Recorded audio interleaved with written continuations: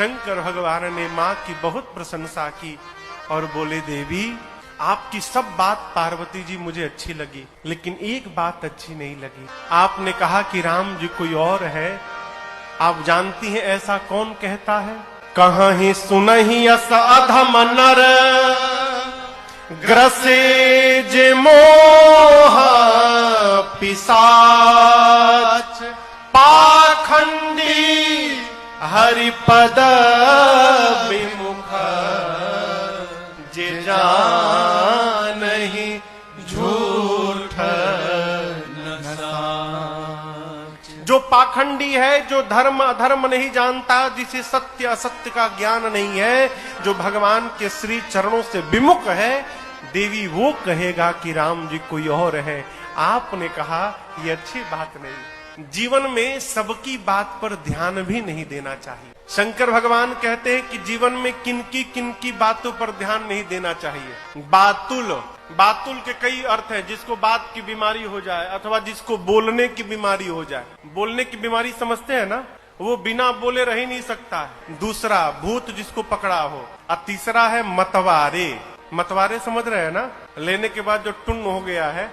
ये तीनों ते नहीं बोल ही बचन विचारे, ये विचार करके नहीं बोलते। और चौथा क्या है?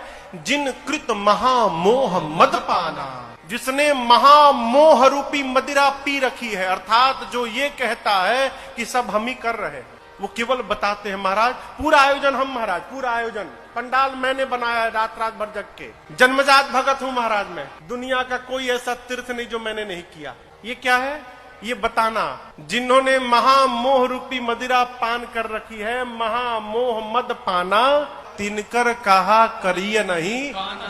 बुद्धिमान व्यक्ति को इन लोगों की बात पर ध्यान नहीं देना चाहिए। बाबा कहते हैं, देवी सगुण में अगुण में कोई भेद नहीं है, ऐसा मैं नहीं कहता। गावहि मुनि पुराण बुध वेद।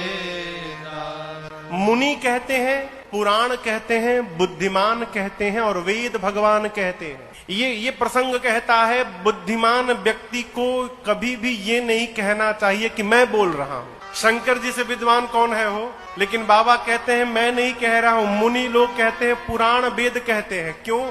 यदि कोई बात भी आवे ना तो वो लोग समझे हम तो बच जाएंगे ना, हमने तो कही नहीं है। यदि कोई कंप्लेन भी करे तो जाओ वेद भगवान से कंप्लेन करो, हमने तो कहीं नहीं, उन्होंने बात कही। अब मूर्ख व्यक्ति क्या करता है? दूसरे की बात को भी अपना नाम लगा के बोल जाता है, मैंने बोला, उसी में फंस जाता है।